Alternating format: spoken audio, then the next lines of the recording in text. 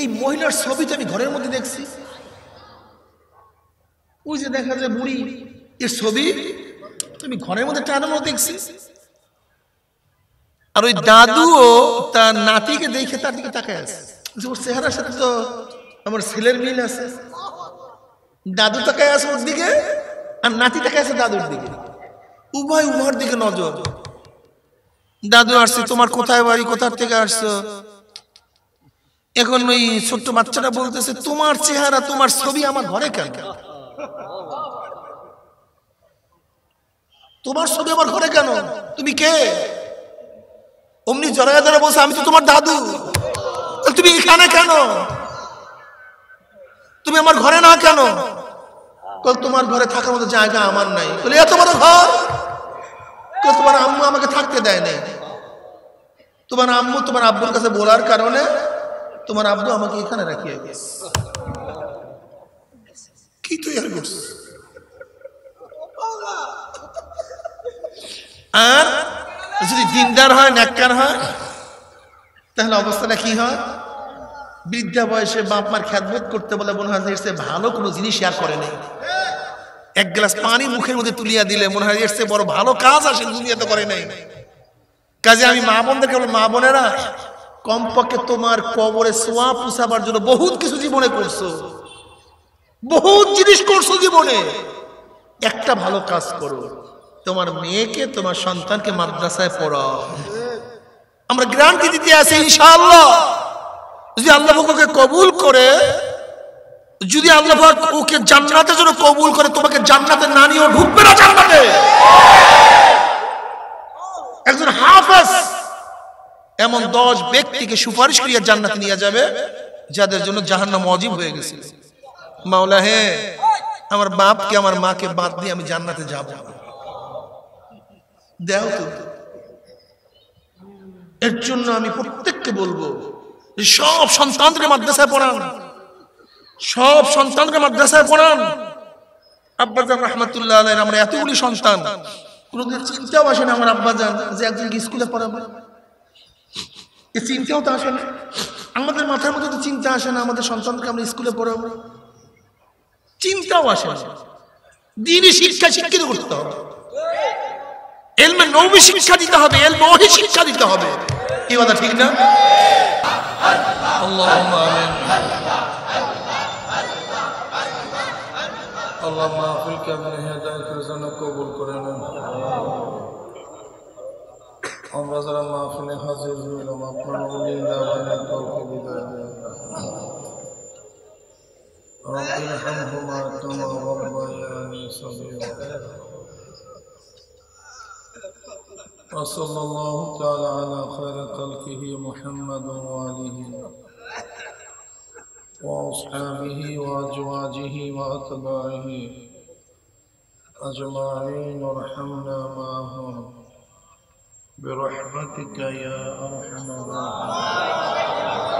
السلام عليكم ورحمة الله وبركاته. কিরে ভাই, মাইকের ব্যাট সাউন্ড হয় কেন? কি এই সিনসি শব্দটা বন্ধ করেন, কানের মধ্যে এটা বন্ধ করেন তো, সিনসিন শব্দটা। এটা ঘুরায় না, সোজা ঘুরায় না, বক্সটা সোজা করে দেন।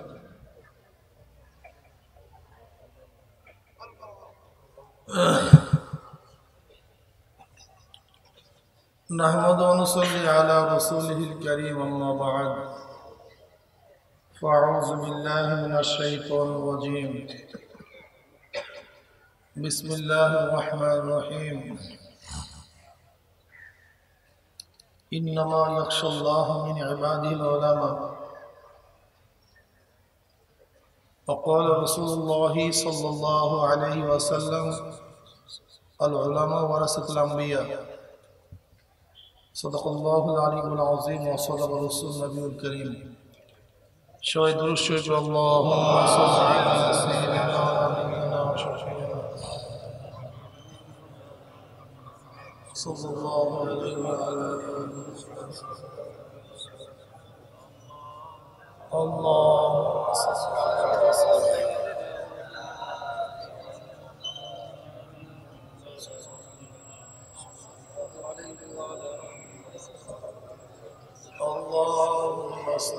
سيدنا ونبينا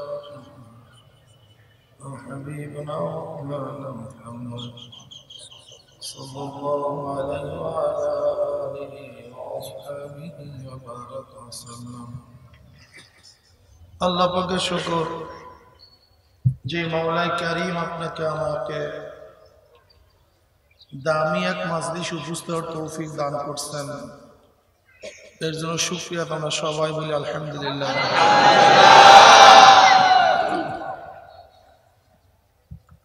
এই মাজলিস অনেক গুরুত্বপূর্ণ, অনেক দামি। আমাদের শায়েখ মুর্শিদ নববরআল্লাহু মারকাদাহুম ওরা বলতেন, বাবা কোন ব্যক্তি হক্কানি উলামায়ে কেরামের বয়ান শোনার জন্য যদি বাড়ি থেকে রওনা করে, বয়ান শেষে আখিরি মোনাজাত দিয়ে বাড়িতে চলে যায়, তার আমলনামায় 50 লক্ষ নেকের কম লিখাই হতে পারে না। আল্লাহু ইউদাইফু লিমান ইয়াশা, আল্লাহ পাক রব্বুল আলামিন ইচ্ছা করলে 50 লক্ষ কেন 50 কোটি নেক দিয়ে দিতে পারেন। নেক দেওয়ার মালিক কে?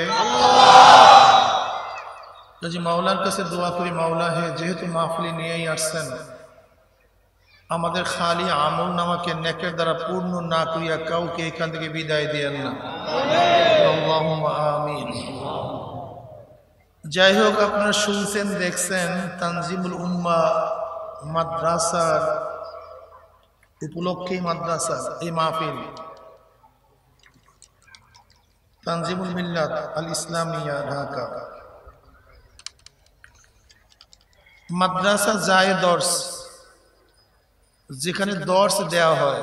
কিসের দর্স? কোরআন ও হাদিসের দর্স। নয়তো স্কুল কলেজ ইউনিভার্সিটির দর্স দেওয়া হয়। সেই প্রতিষ্ঠানগুলিকে আমরা তো মাদ্রাসা বলি না, বলি স্কুল, কলেজ, ইউনিভার্সিটি। কিন্তু যেখানেই কোরআন ও হাদিসের দর্স দেওয়া হয় সেই মাদ্রাসাকে বলি মাদ্রাসা।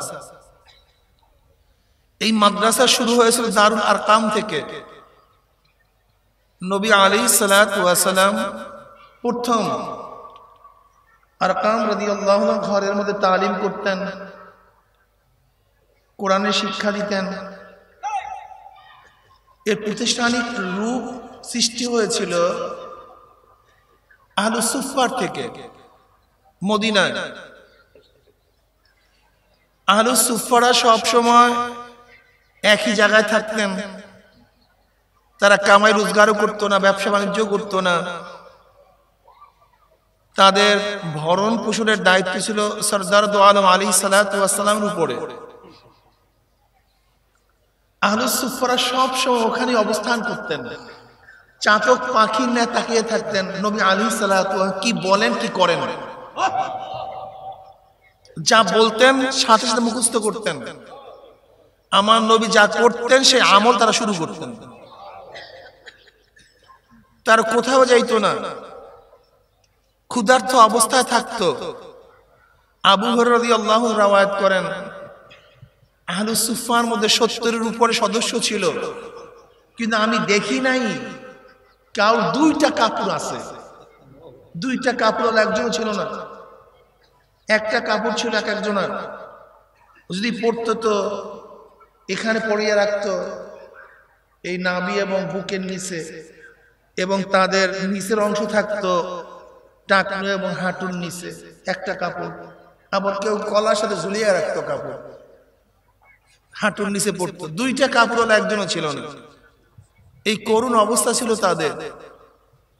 খানা পিনার দায়িত্ব ছিল সরদার দো আলম আলাইহিস সালাতু ওয়াস সালামের উপরে। আবু হুরায়রা রাদিয়াল্লাহু আনহু নিজেই রওয়ায়াত করেন, আমি একবার খুবই ক্ষুধার্ত, কিছু নাই, 3 দিন পর্যন্ত ক্ষুধার্ত অবস্থায় আছি। নামাজ পড়ার পরে মসজিদ থেকে নামলাম, রাস্তায় বসে গেলাম। কেন? যেন মানুষ আমাকে দেখে আমার চেহারার দিকে লক্ষ্য করে আমাকে দাওয়াত দেয়, কিছু খানা খাবো। সেই উদ্দেশ্যে আমি রাস্তায় বসলাম। উমর ইবনে খাত্তাব রাদিয়াল্লাহু তাআলা মসজিদ থেকে বের হইলেন। আমি তাকে সালাম করলাম, তিনি সালামের জবাব দিলেন। আমি তাকে মাসালা প্রশ্ন করলাম, মাসালা জিজ্ঞাসা করলাম। আসলে মাসালা আমার আগের থেকে জানা ছিল, তার থেকে উত্তর জানা আমার উদ্দেশ্য না। আমার উদ্দেশ্য ছিল কথোপকথনের মধ্যে সে আমার চেহারার দিকে তাকাবে, আমি ক্ষুধার্ত উপলব্ধি করবে, আমাকে দাওয়াত দিবে, আমি খানা খাবো। এইটি আমার উদ্দেশ্য ছিল। ওমর ইবনে খাত্তাব রাদিয়াল্লাহু তাআলা আনহু সালামের জবাব নিলেন, মাসআলার উত্তর দিলেন, লেকিন আমাকে দাওয়াত দিলেন না। আমি বুঝতে পারছি আমাকে খাওয়াবার মতো তার ঘরেও কিছু নেই, আমি বুঝতে পারছি। এরপরে আবু বকর সিদ্দিক রাদিয়াল্লাহু তাআলা আসছেন, আমি তাকে সালাম দিলাম, সালামের জবাব দিছে। ওই একই উদ্দেশ্যে তার কাছে মাসালা প্রশ্ন করছি, মাসালা জিজ্ঞাসা করছি, তিনিও মাসালার জবাব দিলেন, কিন্তু আমাকে দাওয়াত দিলেন না। আমি বুঝতে পারছি তার ঘরের মধ্যে আমাকে খাওয়াবার মতো কিছুই নেই। এরপর রাহমাতুল্লাহ আলামিন আসছেন, নবী আলাইহিস সালাতু ওয়াস সালাম সালাম দিলাম। নবী আলাইহিস সালাতু ওয়াস সালাম সালামের জবাব দেওয়ার পরে ঘরে প্রশ্ন করছে, ঘরে কি কিছু আছে? আছে কিছু ঘরে? ঘরের থেকে জবাব আসছে, এক পেয়ালা দুধ হাদিয়া হিসেবে আসছে, এক পেয়ালা দুধ। নবী আলাইহিস সালাতু ওয়াস সালাম আবু হুরায়রা রাদিয়াল্লাহু তাআলা বললেন, আবু হুরায়রা, আহলুস সুফফা সবাইকে দাওয়াত দাও, আজকে আমার ঘরের মেহমান। আবু হুরায়রা রাদিয়াল্লাহু চিন্তা করছেন, মাত্র এক পেয়ালা দুধ আমার জন্যই যথেষ্ট না। আবার তখন সদস্য ছিল 70-এর উপরে, সবাইকে দাওয়াত দেওয়ার কথা বলছে, আর হুকুম যেহেতু আমাকেই করা হয়েছে, আমি দাওয়াত দেব, আর বন্টনের দায়িত্ব তো আমার উপরেই পড়বে। যে আবু হুরায়রা বন্টন করো, তা আমার উপায় কি? আমি তো যেই ক্ষুধার্ত সেই ক্ষুধার্ত, আমি চিন্তিত। কিন্তু নবী আলাইহিস সালাতু ওয়াস সালাম কথা অমান্য করার কোনো সুযোগ নেই। আমি সবাইকে দাওয়াত দিলাম, নবীর ঘরের দাওয়াত, সবাই আসছে, সবাই বসছে। আমার ধারণা অনুযায়ী আমার উপরে হুকুম আসছে, আবু হুরায়রা দুধ বন্টন করো। এবার আমি দুধ বন্টন করা শুরু করলাম। একজনের কাছে পেয়ালা নিয়ে যাই, সে পেয়ালা থেকে পান করে আমাকে ফেরত দিছে। আল্লাহর কসম, যার কুত্রাদি হাতের মধ্যে আমার জীবন, সে তো পান করে আমার কাছে পেয়ালা ফেরত দিছে, কিন্তু পেয়ালা থেকে এক ফোঁটা দুধ কমে নেই। আমি দ্বিতীয় ব্যক্তির কাছে নিয়ে গেলাম, সেও পেয়ালা থেকে পান করছে, আমাকে ফেরত দিছে, একই অবস্থায় দুধ আছে। আমি তৃতীয় ব্যক্তির কাছে নিয়ে গেলাম, সেও পান করছে, পেয়ালা ফেরত দিছে। এরকম করতে করতে আমি গোটা আহলে সুফফা সবাইকে দুধ পান করালাম, কিন্তু পেয়ালা থেকে এক ফোঁটা দুধ কমেনি। এরপর নবী আলাইহিস সালাতু ওয়াস সালাম বললেন, আবু হুরায়রা পান করো। আমি পান করলাম, ক্ষুধার্ত অবস্থায়, এক টানেই কারবার শেষ। আমি পেয়ালা নবী আলাইহিস সালাতু ওয়াস সালাম কাছে ফেরত দিলাম। নবী আলাইহিস সালাতু ওয়াস সালাম বললেন, আবু হুরায়রা পান করো। আমি বললাম, ইয়া নবী আল্লাহ, পেটে কোনো জায়গা নাই। বলে আবারও পান করো। আমি আবারও দ্বিতীয়বার পান করলাম, পেয়ালা ফেরত দিলাম।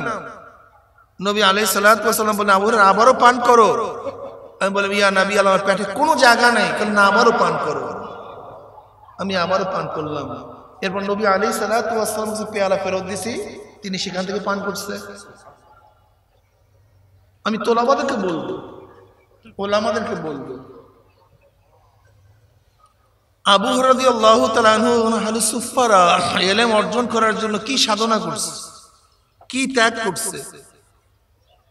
ব্যবসা নাই, বাণিজ্য নাই, চাকরি নাই, বাকরি নাই, খাওয়া আছে কি নাই কোনো খবরই তাদের ছিল না। তাদের ছিল তলেবে ইলম তালাশ করা। আর আজকে এবং আপনি এবং আমার অবস্থাটা কি, আপনার অবস্থা কি, আমার অবস্থা কি? সে ইলম অর্জন করতেছে, লেকিন কোন ত্যাগ আমাদের মধ্যে নেই। এবার আসেন, নবী আলাইহিস সালাতু ওয়াস সালাম থেকে যে ইলম তারা অর্জন করছে, সে এলেম অর্জন করার সাথে সাথে তাদের মধ্যে তাকওয়া চলে আসছে। তাকওয়া আল্লাহ পাক নিজেই কালামে পাকের মধ্যে ফরমান, ইন্নামা ইয়াখশাল্লাহ মিন ইবাদিল উলামা। ইন্না লফজ হাসর, মা ও ইল্লার ফায়দা দেয়। ইন্নামা শব্দের মধ্যে দুইটা শব্দ আছে, মা ও ইল্লা। অর্থ কি দাঁড়াবে?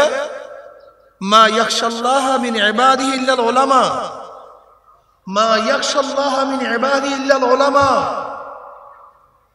আবেদের মধ্য থেকে কেউ আমাকে ভয় করে না, আল্লাহকে কেউ ভয় করে না। হ্যাঁ, ভয় করে আলেমরা। কারা?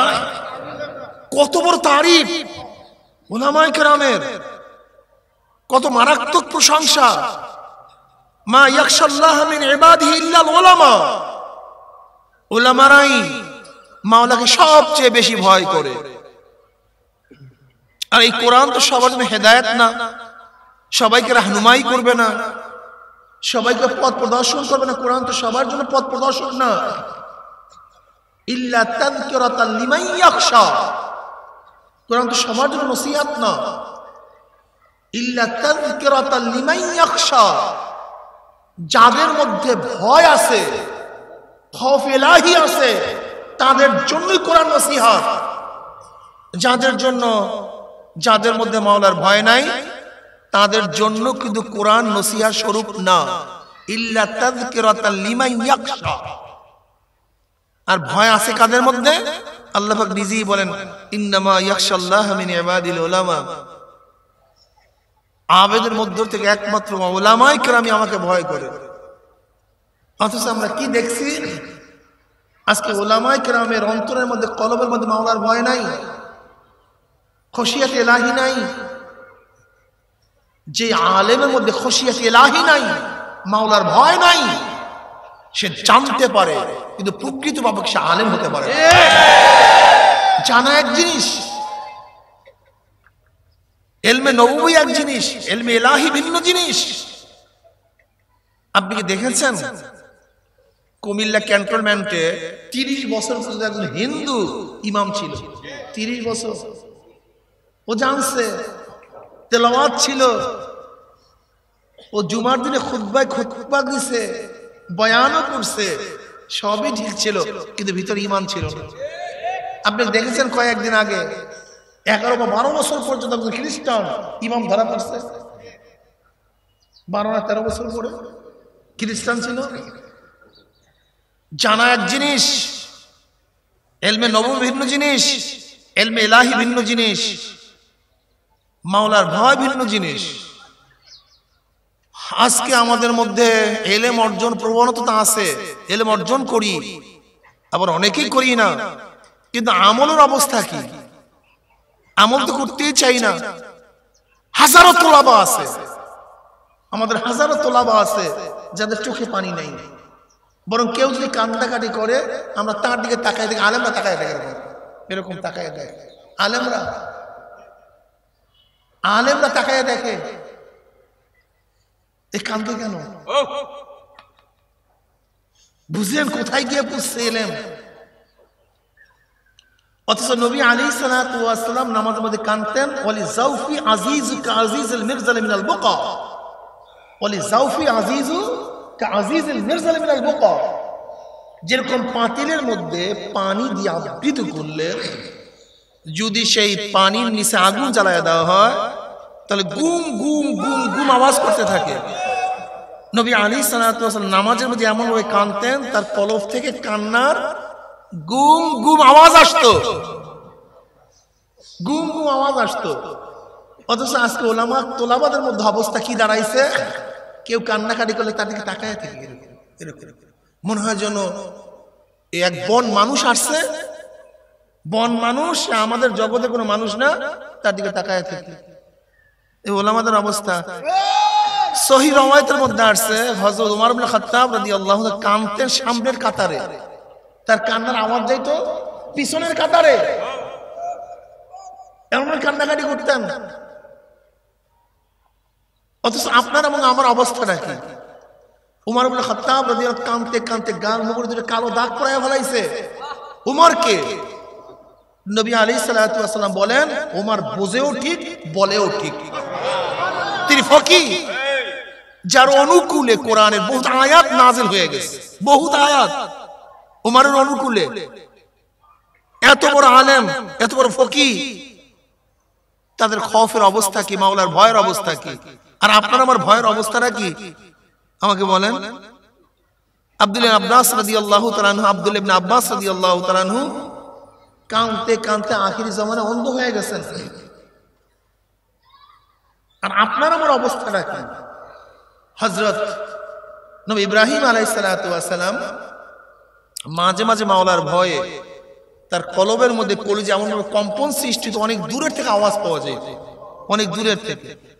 মাঝে মাঝে বেহুশ হয়ে পড়িয়া যেত, বেহুশ হইয়া। আল্লাহ পাক রব্বুল আলামিন জিবরাইলকে বললেন, যাও জিবরাইল সালাম পৌঁছাও আমার খলিলের কাছে এবং তার কাছে প্রশ্ন করো। বন্ধু কি বন্ধুর ভয়তে বেহুশ হইতে পারে নাকি? সে তোমার বন্ধু, সে বেহুশ হয় কেন আমার ভয়ে? সে খলিলুল্লাহ, আমার বন্ধু, বেহুশ হয় কেন? প্রশ্ন করো। হযরত জিবরাইল আলাইহিস সালাতু ওয়াস সালাম আসছেন, সালাম পৌঁছাইলেন, প্রশ্ন করছেন। আল্লাহ পাক নিজেই জিজ্ঞাসা করছেন, বন্ধু কি বন্ধুর মধ্যে বেহুশ হতে পারে নাকি? নবী ইব্রাহিম আলাইহিস কি জবাব দিলেন? দেখো ভাই জিবরাইল, যখন আমার পদস্খলনের কথা মনে পড়ে, কিয়ামতের কথা মনে পড়ে, মিজানের কথা মনে পড়ে, পুলসিরাতের কথা মনে পড়ে, তো আল্লাহর সাথে আমার সম্পর্ক আছে ভুলিয়া যায়, মনে থাকে না। আল ঈমানু বাইনাল খাউফি ওয়ার রাজা, ঈমান ভয় এবং আশার মাঝখানে। আমাদের ভয় কই? বরং উলামায়ে কেরাম গর্বের সাথে গুনাহ করি, গর্বের সাথে। আমরা তো হাজারো গুনাহগার, গুনার অভাব নাই, কিন্তু উলামায়ে কেরাম যদি প্রকাশ্যে গর্বের সাথে গুনাহ করে, এটা তো কিয়ামতের আলামত। আল্লাহ মাফ করিয়ে দিন। এর জন্য আলেমের যেরকম দাম সবচেয়ে বেশি, আলেমের অপদস্থ অপমানটাও সবচেয়ে বেশি, এটা মনে রাখতে হবে। আপনি কি জানেন সর্বপ্রথম কোন ব্যক্তিকে জাহান্নামে নিক্ষেপ করা হবে? আপনার জানা আছে?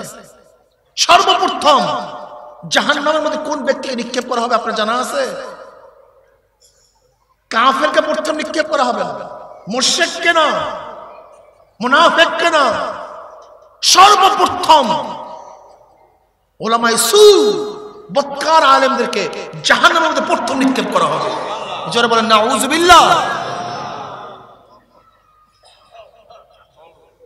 মাসালা খুব কঠিন। উলামাদের সম্মান সবচেয়ে বেশি।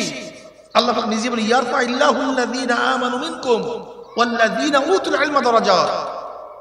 আল্লাহ পাক উলামাদের সম্মান বয়ান করতে গিয়ে রফা শব্দ ব্যবহার করছেন। আল্লাহুল্লাযী রাফাস সামাওয়াতি বিগাইরি আমাদিন তারাউনা। রফা মানে উঁচা। আল্লাহ পাক আসমানকে উঁচা করছেন। কত উঁচা করছেন জানা নাই, শেষ নাই। এই যে সবুজ সবুজ দেখি, এটা কিন্তু আসমান না, এটা আমাদের চোখের পাওয়ার শেষ। আসমানের সীমা আমরা জানি না, এত উঁচা আসমান। ঠিক আল্লাহ পাক রব্বুল আলামিন ওই শব্দ ব্যবহার করছেন আলেমদের শানে, ইয়ারফাইল্লাহুল্লাযীনা আমানু মিনকুম ওয়াল্লাযীনা উতুল ইলমা দারাজাত। আল্লাহ পাক যাদেরকে ইলম দান করছেন, আল্লাহ পাক তাদের মর্যাদা উঁচা করিয়া ফেলেছেন। তোলাবাদের পায়ের নিচে ফেরেশতারা পাখনা বিছায়া দেয়, নূরের ফেরেশতারা তোলাবাদের পায়ের নিচে পাখনা বিছায়া দেয়। একজন আলেম কত মানুষকে সুপারিশ করে জান্নাতে নিবে আল্লাহ পাকই ভালো জানেন। নবী আলাইহিস সালাতু কি বললেন? কুন আলিমান আও মুতাআল্লিমান আও মুস্তামিআন আও মুহিব্বান ওয়া লা তাকুন খামিসান ফাতাহলিক। আলেম হও, আলেম হও, আলেম হও। যদি না পারো আলেমদের ছাত্র হও। এতটুকু না পারো আলেমরা যা বলে শোনো। যদি সেই সম্ভাবনাও না থাকে আলেমদেরকে মহব্বত করো। পঞ্চম নাম্বার হইও না, আলেম হবা না, আলেমের ছাত্রও হবা না, আলেম যা বলে তাও শুনবা না, আলেমদেরকে মহব্বতও করবা না। এই 4 নম্বরে 1 নম্বরও থাকবে না, সোজা জাহান্নামে চলে যাবে, সোজা জাহান্নামে চলে যাবে। মনে রাখতে হবে, আলেমদের সাথে সম্পর্ক না থাকলে তার পথ জাহান্নাম। তার পথ কি? জাহান্নাম। খুব মারাত্মক এক অবস্থা। নবী আলাইহিস সালাতু ওয়াসাল্লাম ফরমান, আবু হুরায়রা রাদিয়াল্লাহু তাআলা রাওয়ায়াত আছে, আদ-দুনিয়া মালউনাতুন মালউনুন মা ফিহা ইল্লা যিকরুল্লাহ ওয়া মা ওয়ালাহু ওয়া আলিমান ওয়া মুতাআল্লিম। তিরমিজির মধ্যে রাওয়ায়াত আছে, দুনিয়া এবং দুনিয়ার মধ্যে যাহা কিছু সব অভিশপ্ত, কিন্তু 4টা জিনিস অভিশপ্ত না। আল্লাহর জিকির, জিকিরে নৈকট্য লাভ করে এমন জিনিস, আলেম এবং তোলাবা। আলেম তোলাবা, আলেম তোলাবা এর অভিশপ্ত না। যতদিন আলেম আছে ততদিন দুনিয়া আছে, যতদিন আলেম আছে ততদিন আসমান আছে, জমিন আছে। আলেম নাই, সব শেষ হয়ে যাবে। বলতে বলেন, হুজুর আপনি উল্টা পুল্টা কথা বললেন কেন? হাদিসের মধ্যে আছে লা তাকুমুস সাআ হাত্তা ইয়াকুলু ফিল আরদি আল্লাহ আল্লাহ, আর আপনি আলেমের কথা বললেন। দেখো, যতদিন আলেম আছে ততদিন পর্যন্ত ঈমান ওয়ালা লোক আছে। আলেম নাই, ঈমান ওয়ালা লোকও থাকবে না, আর ঈমান ওয়ালা লোকও থাকবে না, দুনিয়াও থাকবে না। বুঝেন নাই? আলেম ছাড়া দিন থাকবে না। এই যে বাতি জ্বলতেছে, এর পাওয়ার হাউস ভেড়ামারা আশুগঞ্জ। আপনারা ক্ষিপ্ত হয়ে গেছেন, ঢাকার মানুষ বাতি ব্যবহার করবেন না। পাওয়ার হাউস ঠিক আছে, তো সিলেটের মানুষ বাতি ব্যবহার করবে। সিলেটের মানুষ ক্ষিপ্ত হয়ে গেছে, বাতি ব্যবহার করবে না। পাওয়ার হাউস ঠিক আছে, তো ভারতের মানুষ বাতি ব্যবহার করবে। এক জায়গায় না এক জায়গায় পাওয়ার হাউস ঠিক থাকলে বাতি জ্বলবে, কিন্তু পাওয়ার হাউস যদি বন্ধ হয়ে যায়, কোথায় বাতি জ্বলবে? কি কথা ঠিক না? আপনারা ঢাকার মানুষ ক্ষিপ্ত হয়ে গেছেন, আলেম রাখবেন না। আলেম জিন্দা আছে, তারা সিলেটে গিয়ে দাওয়াত দিবে, সিলেটের মানুষ দিন কবুল করবে। সিলেটের মানুষ ক্ষিপ্ত হয়ে গেছে, আলেম রাখবে না, তারা ভারতে গিয়ে দাওয়াত দিবে, ভারতের মানুষ দিন কবুল করবে। ভারতের মানুষ ক্ষিপ্ত হয়ে গেছে, আলেম রাখবে না, আলেম জিন্দা আছে, তারা আফ্রিকার জঙ্গলে গিয়ে দাওয়াত দিবে, সেখানে মানুষ দিন কবুল করবে। আলেম জিন্দা আছে, দিন ঠিক আছে, আলেম নাই, দিনও নাই। তা বলতে হুজুর আলেম লাগবে কেন? আমরা সাধারণ মানুষ দাওয়াত দেব, আমাদের দাওয়াতে দিন থাকবে না? না ভাই, সাধারণ মানুষের দাওয়াতে দিন থাকবে না, ধ্বংস হয়ে যাবে। বলে কেন? দেখেন, বাঘের বাচ্চা নিজের শক্তিতে খেলা করে না, এই শক্তি বাঘের বাচ্চার নাই। এত শক্তি বাঘের বাচ্চার হয় নাই। বাঘের বাচ্চার হাজারো শত্রু আছে, কিন্তু নির্বিঘ্নে বাঘের বাচ্চা খেলা করতেছে কিভাবে? পিছনে বাঘ, ওই বাঘের ভয়ে বাঘের বাচ্চার উপর কেউ আক্রমণ করে না। যদি বাঘের বাচ্চা না থাকতো, 1 সেকেন্ডের জন্য বাঘের বাচ্চা তার ঘরের থেকে বের হইতে পারতো না। কিন্তু আক্রমণ করে না কেন? পিছনে বাঘ, আক্রমণ করা যাবে না। যদিও ছোট বাচ্চা খেলতেছে, কিন্তু পিছনে বিশাল প্রোটেকশন, বাঘ আছে। আজকে সাধারণ মানুষ দাওয়াত দেয়, আপনারা ভাবছেন আপনাদের ক্ষমতায় দাওয়াত দিতে আছেন? না, পিছনে আলেম নামীয় বাঘ থাকার কারণে তাদের বাচ্চারা দাওয়াত দিতে পারে।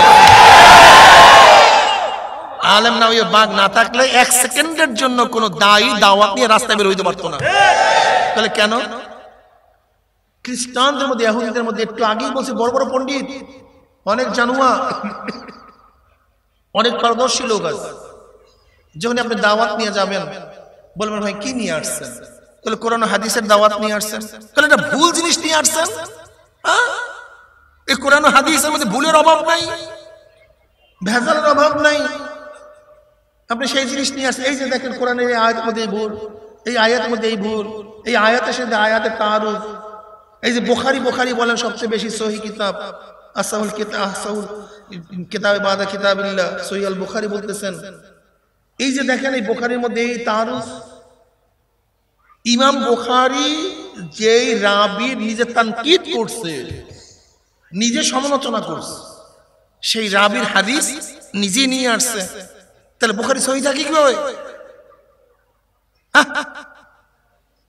আপনি কি বলবেন বলেন তো? আপনি কি বলবেন? আপনি তো বলবেন ভাই কি হইলো, কি বুঝলাম, কি শুনলাম, এতদিন কি জানলাম, কি বুঝলাম, কি শুনলাম, কি জানলাম, বাস ইমান নিষেধটাও শেষ আর গুনাহটাও শেষ। কিন্তু ওই খ্রিস্টান বা ইহুদির ওই শত্রুরা আপনার কাছে আসে না কেন? যখনই প্রশ্ন তুলবে অমনি মাদ্রাসার মধ্য থেকে বড় বড় বাগরা হাজির হয়ে যাবে। এই প্রশ্নের জবাব এইটা, এই প্রশ্নের জবাব এইটা।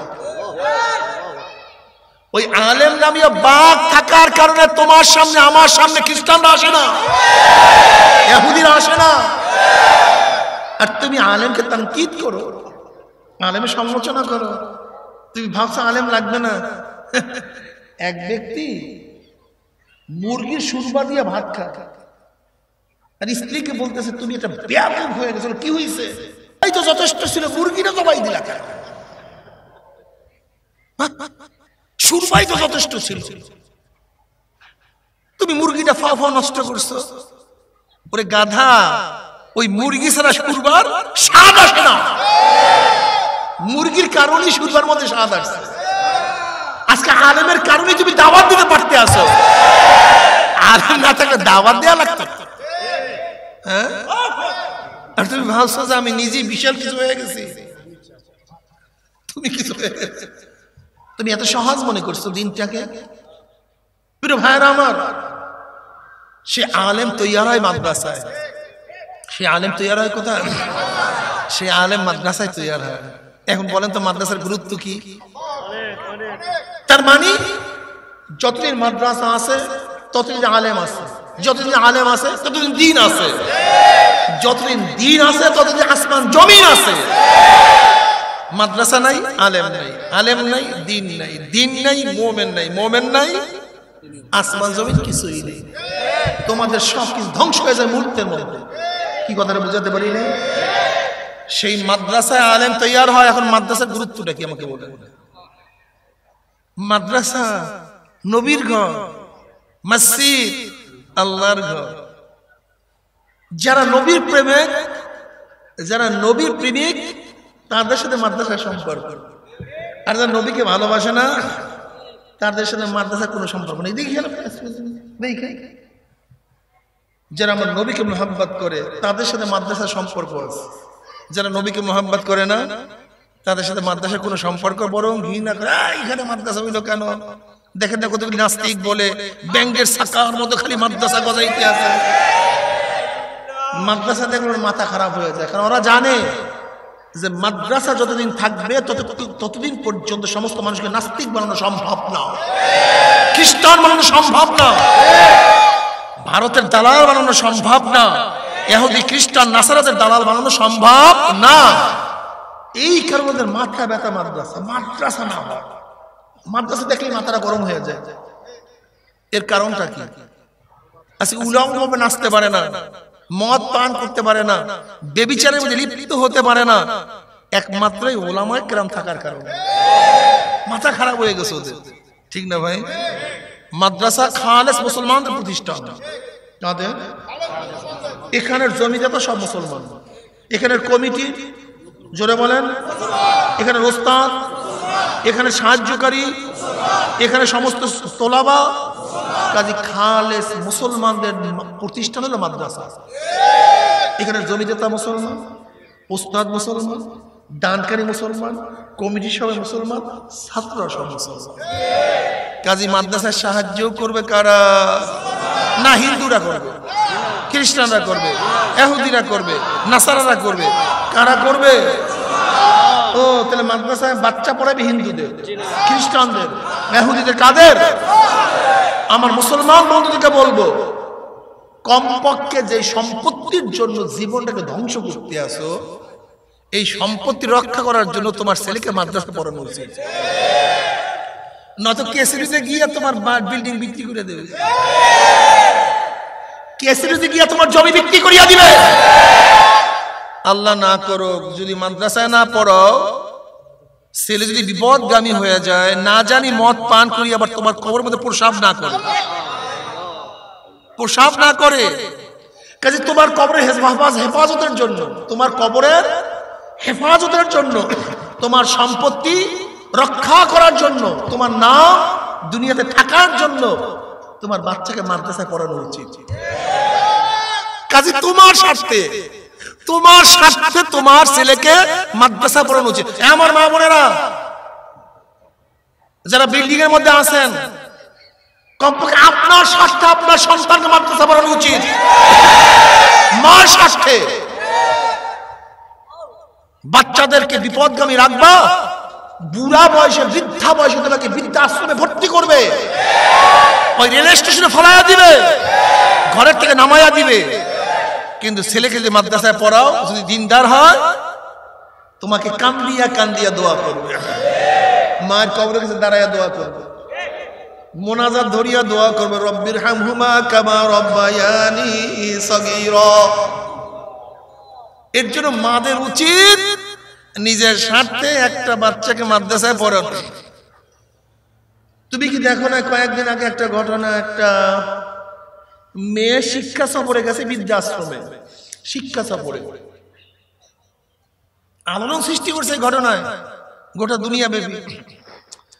এখন ছোট্ট বাচ্চাটা দেখতেছে, একজন মহিলা দেখা যায়, এই মহিলার ছবি তো আমি ঘরের মধ্যে দেখছি, ওই যে দেখা যায় বুড়ি, এর ছবি তুমি ঘরের মধ্যে টানানো দেখছি। আর ওই দাদুও তার নাতিকে দেখে তার দিকে তাকায় আছে, ওর চেহারার সাথে তো আমার ছেলের মিল আছে। দাদু তাকায় আছে ওর দিকে, আর নাতি তাকায় আছে দাদুর দিকে, উভয় উভয়ের দিকে নজর। দাদু আসছে, তোমার কোথায় বাড়ি, কোথার থেকে আসছো? এখন ওই ছোট্ট বাচ্চাটা বলতেছে, তোমার চেহারা তোমার ছবি আমার ঘরে কেন? তোমার ছবি আমার ঘরে কেন? তুমি কে? অমনি জড়ায় ধরে বলছে, আমি তো তোমার দাদু। তুমি এখানে কেন? তুমি আমার ঘরে না কেন? তোমার ঘরে থাকার মতো জায়গা আমার নাই। এত বড় ঘর, তোমার আম্মু আমাকে থাকতে দেয় নাই। তোমার আম্মু তোমার আব্বুর কাছে বলার কারণে তোমার আব্বু আমাকে এখানে রাখিয়ে গেছে। কি তুই আর করছিস? আর যদি দিনদার হয়, নেককার হয়, তাহলে অবস্থাটা কি হয়? বৃদ্ধা বয়সে বাপ মার খেদমত করতে বলে মনে হয় এর চেয়ে ভালো কোনো জিনিস আর করে নেই। এক গ্লাস পানি মুখের মধ্যে তুলিয়া দিলে মনে হয় এর চেয়ে বড় ভালো কাজ আসে দুনিয়াতে করে নাই। কাজে আমি মা বোনদেরকে বলবো, মা বোনেরা কমপক্ষে তোমার কবরে সোয়া পুষাবার জন্য বহুত কিছু জীবনে করছো, বহুত জিনিস করছো জীবনে, একটা ভালো কাজ করো, তোমার মেয়েকে তোমার সন্তানকে মাদ্রাসায় পড়াও। আমরা গ্যারান্টি দিতে আছি ইনশাআল্লাহ, যদি আল্লাহ ওকে কবুল করে, যদি আল্লাহ ওকে জান্নাতের জন্য কবুল করে, তোমাকে জান্নাতে না নিয়েও ঢুকবে না জান্নাতে। একজন হাফেজ এমন 10 ব্যক্তিকে সুপারিশ করিয়া জান্নাতে নিয়ে যাবে যাদের জন্য জাহান্নাম ওয়াজিব হয়ে গেছিল। মাওলা হে, আমার বাপকে আমার মাকে বাদ দিয়ে আমি জান্নাতে যাব না, দেও তো। এর জন্য আমি প্রত্যেককে বলবো, সব সন্তানকে মাদ্রাসায় পড়ান, সব সন্তানকে মাদ্রাসায় পড়ান। আব্বাজান রাহমাতুল্লাহ আলাইহি, আমরা এতগুলি সন্তান, কোনোদিন চিন্তাও আসে না আমার আব্বাজান যে একজনকে স্কুলে পড়াবো, এই চিন্তাও তো আসে না আমাদের মাথার মধ্যে, তো চিন্তা আসে না আমাদের সন্তানকে আমরা স্কুলে পড়াবো, চিন্তাও আসে না। দ্বীনি শিক্ষা শিক্ষিত করতে হবে, ইলমে নবী শিক্ষা দিতে হবে, ইলমে ওহী শিক্ষা দিতে হবে। কি কথা ঠিক না?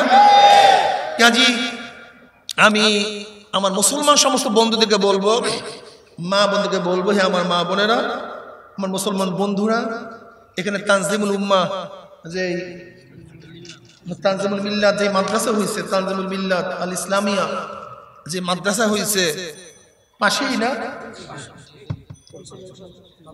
এই তো এই বাম পাশে, এই মাদ্রাসার প্রতি আপনারা সবাই খেয়াল রাখবেন, রাখবেন ইনশাআল্লাহ। হ্যাঁ, দুজন হাফেজ হয়ে গেছে, সবাই বলেন আলহামদুলিল্লাহ। 6 মাসে একজন হাফেজ হয়ে গেছে, সবাই বলেন আলহামদুলিল্লাহ। এই যে ওই ইফতা পরে হাফেজ হয়ে গেছে, আলহামদুলিল্লাহ। আল্লাহ সবাই কবুল করে নেন। কাজী এই মাদ্রাসার প্রতি সবাই খেয়াল রাখবেন, বসেন, সন্তানকে মাদ্রাসায় পড়াবেন, আর মাদ্রাসায় সাহায্য সহযোগিতা করবেন ইনশাআল্লাহ। হাদিসের মধ্যে আসছে কিয়ামতের ময়দানে জান্নাতীরা জাহান্নামীদের কাতারের মধ্যে দিয়ে হাঁটতে থাকবে। অমনি জাহান্নামী কাতারের থেকে ডাক দিয়ে বলে, আব্দুল্লাহ ভাই কই যাস? বলে আমি তো জান্নাতে যাই। বলবে তুই আমাকে চেনস নাই? বলে চিনছি তো, আমি তো ভাই জাহান্নামের কাতারে দাঁড়ায় গেছি, আমি তো জাহান্নামের কাতারে দাঁড়ায় গেছি, আমার উপায়টা কি আব্দুল্লাহ ভাই? অমনি হাদিসের মধ্যে আসছে জান্নাতি ওই জাহান্নামীদের হাতখানা খপ করে ধরে ধরে টান দিয়ে আল্লাহর কাছে নিয়ে যাবে, আল্লাহর সাথে ঝগড়া করবে। আল্লাহ আমার এই ভাই, আমরা মাদ্রাসায় পড়তাম, খানা মাথায় নিয়ে আমাদের কাছে নিয়ে যাইতো, নিজের মাথার গাম পায় ফেলানো টাকা মাদ্রাসায় দান করতো, মাদ্রাসায় এত সাহায্য করছে, সহযোগিতা করছে, আলেমদেরকে শ্রদ্ধা করছে, সম্মান করছে, দিনের খেদমত করছে, কিন্তু কিছু গুনার কারণে আজকে ধরা খেয়ে গেছে। মাওলা হে তুমি তাকে মাফ করিয়া দাও।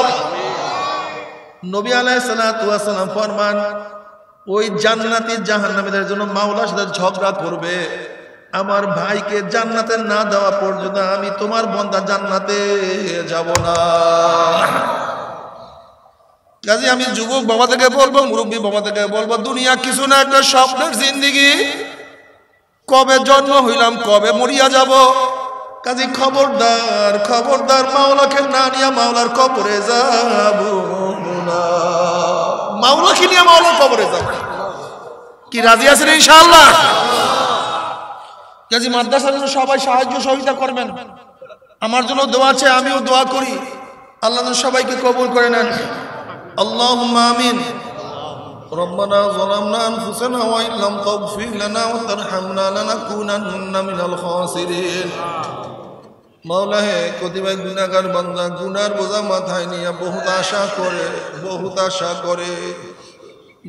আশা করে আপনার শাহী দরবারে হাত তুললাম রে মাওলা, দয়া করে মায়া করে আপনি আমাদের জিন্দেগীর সমস্ত গুনাহ খাতা মাফ করে দেন। আল্লাহ জিন্দেগীর সমস্ত গুনাহ খাতা মাফ করিয়া দেন, আল্লাহ জিন্দেগীর সমস্ত গুনাহ খাতা মাফ করিয়া দেন। আল্লাহ গুনাহ থেকে বাঁচিয়া থাকার তৌফিক দিয়া দেন, আল্লাহ গুনাহ থেকে বাঁচিয়া থাকার তৌফিক দিয়া দেন, আল্লাহ গুনাহ থেকে বাঁচিয়া থাকার তৌফিক দিয়া দেন, আল্লাহ গুনাহ থেকে বাঁচিয়া থাকার তৌফিক দিয়া দেন। আল্লাহ এই মাদ্রাসা আপনি কবুল করে নেন। আল্লাহ যতদিন জিন্দা রাখেন ইসলামকে জিন্দা রাখিয়েন। আল্লাহ যখন শেষ ডাক দেবেন ঈমানের সাথে ডাক দিয়েন। আল্লাহ আমাদের চরমনাই মাদ্রাসার উস্তাদ মাওলানা ইব্রাহিম দুনিয়াতে না, গতকালকে দুনিয়া থেকে বিদায় হয়ে গেছে। আল্লাহ তার কবরকে জান্নাতের বাগিচা বানায় দেন, তার বাচ্চাদেরকে আপনি হেফাজত করিয়ে।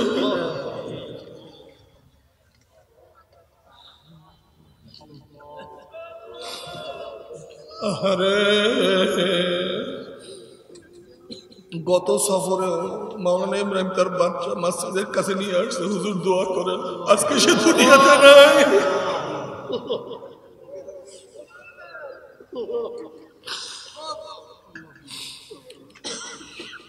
আল্লাহ জানি না কার কখন ডাক আসে, ঈমানের সাথে ডাক দিয়ে, আল্লাহ ঈমানের সাথে ডাক দিয়ে, আল্লাহ ইসলামে জিন্দা রাখিয়ে।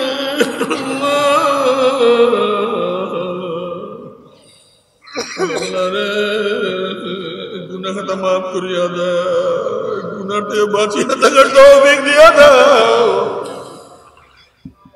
আল্লাহ এই মাদ্রাসা তোমার কাছে সুপর্দ করলাম, তুমি সব দিক থেকে হেফাজত করো। আল্লাহ তুমি মাদ্রাসার জিম্মা হয়ে যাও, জিম্মাদার তুমি হয়ে যাও। মাওলা রে